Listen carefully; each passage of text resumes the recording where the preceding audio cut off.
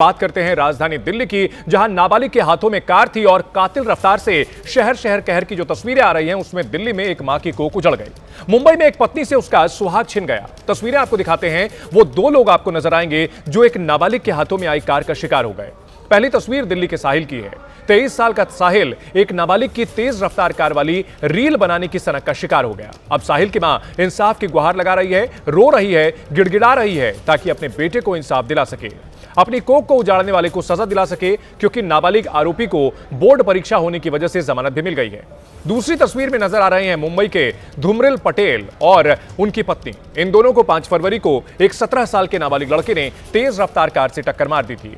Scooty पर धूमिल और उनकी पत्नी मीनल दोनों सवार थे। कार ने जोरदार टक्कर मारी। हादसा इतना भीषण था कि घायल धूमिल पटेल अस्पताल में 10 दिन तक लगातार वेंटिलेटर पर रहे, मौत से जंग लड़ते रहे और आखिरकार मौत जीत गई। मीनल का सुहाग छिन गया। मीनल भी अस्पताल में भर्ती है, उनकी हालत भी नाजुक है। वो मां बाप जो अपने नाबालिग बच्चों के हाथ में गाड़ी की स्टीयरिंग थमा देते हैं, क्या उनकी जवाबदेही तय नहीं होनी चाहिए?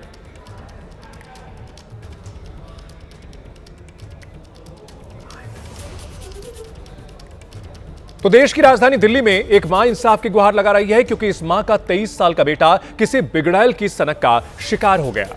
दिल्ली के द्वारका में 3 फरवरी को नाबालिग अंधाधुंध रफ्तार से स्कॉर्पियो गाड़ी चला रहा था। तेज रफ्तार कार ने एक डिजायर और बाइक को टक्कर मार दी। बाइक पर 23 साल का साहिल सवार था, जिसकी मौके पर मौत हो गई। जानकारी मिल रही है कि नाबालिग तेज रफ्तार कार रील बनाने की सनक में चला रहा था। हादसे में टैक्सी चालक भी घायल हुआ। वारदात के बाद नाबालिग होने की वजह से उसे जुवेनाइल होम भेजा गया। बोर्ड की परीक्षा चल रही है, इसलिए वो जमानत पर छूट गया। लेकिन अपने 23 साल के इकलौते बेटे को खोने वाली मां ईना अब सोशल मीडिया पर इंसाफ की गुहार लगा रही है। ऐसी एक नहीं कई घटनाएं हो चुकी हैं जिसमें नाबालिग गाड़ी चलाते हैं, सड़क पर मौत बांटते हैं और उसके बाद चूंकि कानून का तकाजा है, लिहाजा नाबालिगों को रिहाई मिल जाती है या कम सजा में छूट जाते हैं, क्योंकि भारत का कानून इसी तरह से है। लेकिन इन सब के बीच सवाल यह उठता है कि आखिर जिन लोगों ने जान गंवाई, उनका गुनहगार कौन है? कौन है इन आंसुओं का जिम्मेदार? ये मां जो रो रो करके अपनी गुहार लगा रही है। दिल्ली के द्वारका में हादसे के दिन क्या हुआ था, साहिल की मां ने पूरा वाकया भी सुनाया है। 3 फरवरी को मेरा बेटा ऑफिस जा रहा था, ट्यूसडे का दिन था, और मेरा बेटा अपने ऑफिस से 200 मीटर ही दूर था। ये स्कॉर्पियो जो है, मेरा बेटा इधर से आ रहा था, तो ये स्कॉर्पियो ऑपोजिट साइड से अपनी सोसाइटी से आ रही थी, और ये लड़का जो ये स्कॉर्पियो चला रहा था, ये स्टार्टिंग से ही लेफ़्ट मुड़ने के बाद बहुत ज़्यादा स्पीड में था ये। और ये जो है, ये उस दिन जो FIR हुई है उसके हिसाब से उस दिन बताया गया FIR में कि ये 19 साल का है, तो ये 18 साल से ऊपर का है एज़ पर FIR।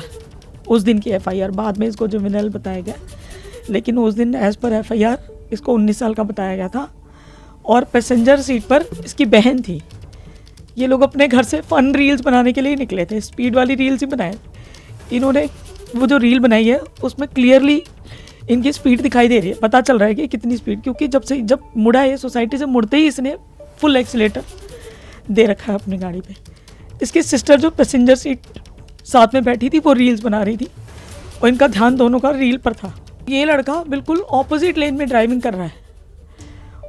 ऑपोजिट लेन में आने की वजह से इसने क्या किया है कि जो बस धीरे धीरे चल रही है, तो बस के बिल्कुल सामने आकर इसने जो है बिल्कुल बस के सामने आकर एकदम ऐसे स्टंट मारे।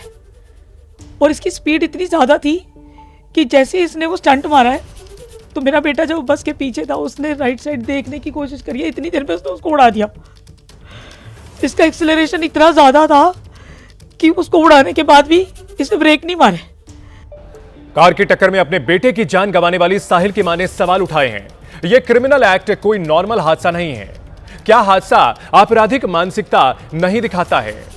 क्या ऐसे लोग पैसों के दम पर कुछ भी कर सकते हैं? ये अहम सवाल हैं जिनके जवाब कानून को देने चाहिए, समाज को देने चाहिए। ओवर स्पीड के चालान होने के बाद भी गाड़ी को क्यों नहीं रोका? नाबालिग होकर भी गाड़ी क्यों चला रहा था ये युवक? जिसके पास ड्राइविंग लाइसेंस नहीं, पिता ने उसे गाड़ी कैसे दे दी? और पिता के खिलाफ कार्रवाई क्यों नहीं की गई है? यह सबसे अहम बात है। पैसों के दम पर मां बाप बचा लेंगे वाली सोच कब तक चलेगी और कब तक सड़कों पर साहिल जैसे युवा अपनी जान गंवाते रहेंगे? ये क्रिमिनल मेंटालिटी शो करता है।